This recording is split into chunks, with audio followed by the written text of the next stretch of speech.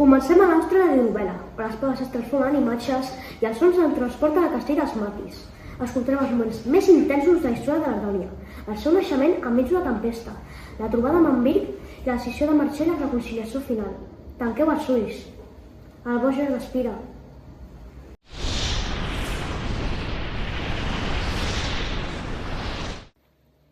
La nit era salvatge. En vent coquejava les muralles del castell dels Matis com si volguessin atacar-les. A dins, per alguna cosa encara més poderosa estava a punt de passar.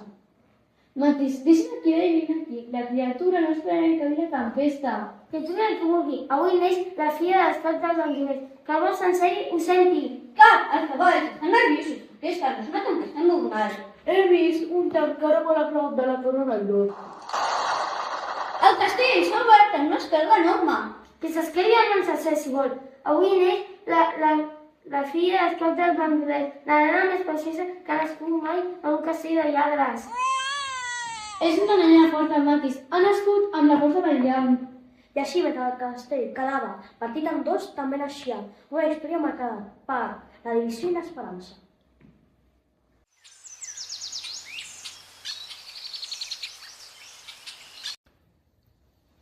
Anys després, la Rònia coneixia cada racó del bosc, i aquell dia una veu desconeguda va trencar la carn. No hauries d'estar aquí. I tu qui ets, Tardipo? Soc en Bill, fill del cap Borca, i aquest costat del bosc ens pertany. El bosc no és de ningú, no es pot posar-hi als arbres i al vent. Fills enemics, destins creuats. Si el cap Matis s'entera que per damunt vol que...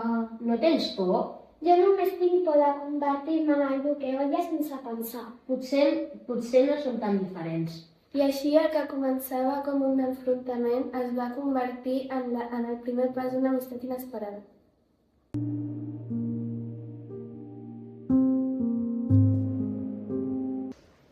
No tornaràs com un fill d'en Borca. T'ho prohibeixo. No és només el fill del Borca, és el meu germà escollit. Amic, els Borca són enemics des de sempre.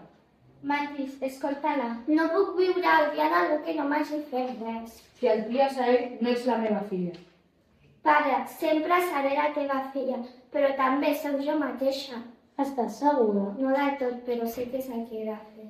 I així van decidir marxar cap a la cova, disposats a viure amb llibertat, fred i responsabilitat.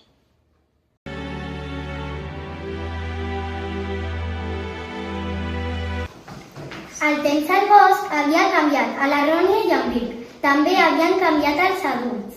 Rònia, he estat un ximple orgullós. Pare, jo sol volia que veiessis en Birk com el veig jo. No podem ser enemics per traïció. Cap, potser la guerra no ens ha portat res de bo? Tornem a començar, sense odi. Llavors, podem viure tots al mateix bosc? I així la pau va néixer no d'un llamp, sinó d'una decisió valenta.